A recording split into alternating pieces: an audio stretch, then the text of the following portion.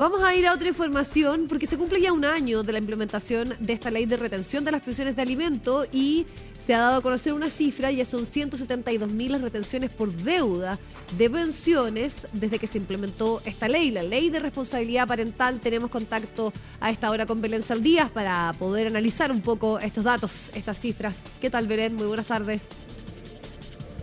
Buenas tardes, Vivi, porque sí, tú ya lo decías, hace un año exacto entró en vigencia esta ley de responsabilidad parental y pago de deudas de alimentos, que era algo que se había estado pidiendo por bastante tiempo por el alto nivel de deudores que ya existía y que se dio a conocer también en este catastro que se realizó y que estaba vigente desde el 2022. Este es una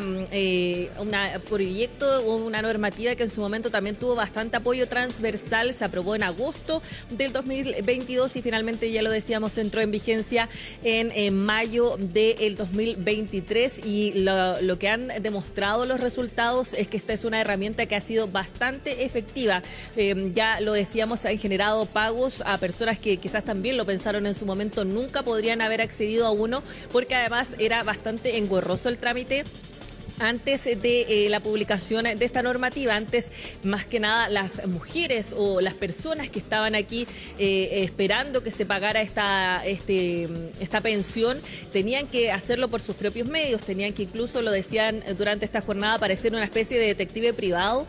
para poder llegar a tener todos los antecedentes y poder hacer efectivo que se pudiera pagar, que se pudieran acreditar que no había un pago de pensión de alimentos, que a veces son cifras que son bastante exorbitantes,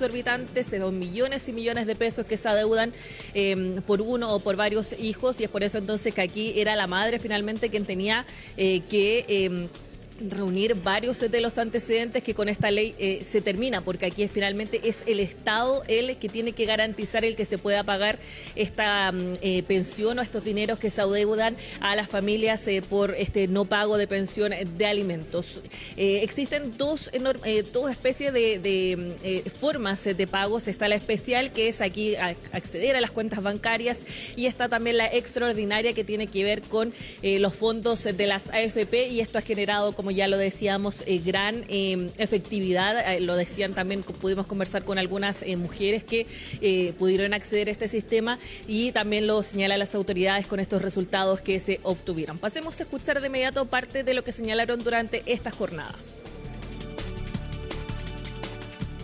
Son más que montos, son en algún sentido el reflejo de la forma y modo en que en el sistema institucional y en nuestras obligaciones cotidianas nos hacemos cargo de las responsabilidades frente a nuestros niños, niñas y adolescentes. Contrariamente a lo que algunos pudieran sostener, la existencia del registro no busca estigmatizar a nadie, sino que simplemente cumplir con aquellas obligaciones que nos parecen elementales en un contexto de una sociedad democrática, con preferencia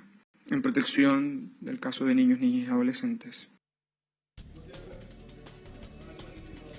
Bueno, para este pago especial que contempla esta normativa se han realizado o recibido más que nada más de 470.000 solicitudes para que se pueda iniciar esta tramitación de aproximadamente 258.000 casos. Esto es parte de los datos que se entregaron durante esta jornada, además de informar también de que se han retenido activos financieros de más de 170.000 alimentos en definitiva, y también esto genera en montos aproximadamente son 48.000 millones de pesos para un total de 104.000 casos aproximadamente, solamente aquí en este caso de casos especiales que tiene que ver con la revisión de cuentas bancarias, fondos mutuos, etcétera, porque también lo decíamos, está todo lo que tiene que ver con este trámite que se hace de forma extraordinaria, que es cuando una persona adeuda más de 3 pensiones de alimentos, ya sea seguidas o en el tiempo. Aquí se puede entonces acceder a los fondos que se tienen por parte de los fondos de AFP. Aquí también hay datos que se entregaron durante esta jornada, pero en definitiva aquí también se han entregado bastantes. Se han pagado, se señala por parte de las autoridades, más de 269.000 millones de pesos a todas estas personas que lo han solicitado, porque ya lo decíamos, está este caso especial, que aquí es cuando se adeuda un solamente monto, se puede acceder ya a este sistema especial inicial que se revisan las cuentas bancarias, pero cuando se adeudan más de 3 se puede acceder a esto de los fondos de las AFP. Pasemos a escuchar más declaraciones al respecto. Es una forma de violencia económica en especial contra las mujeres, que son en el registro de deudores el 97% de quienes reclaman el pago. Los tribunales han ordenado el pago de más de 830 millones de pesos, de los cuales ya se han cancelado más de 318.000 millones de pesos. Sabemos que desde un volumen de millones en adelante perdemos la perspectiva. Son más o menos 22 teletones. Hoy, a través del mecanismo de pago especial, se han visto beneficiadas 112.000 familias y más de 72.000 a través del mecanismo extraordinario de pago, es decir, el que recurre a las AFP.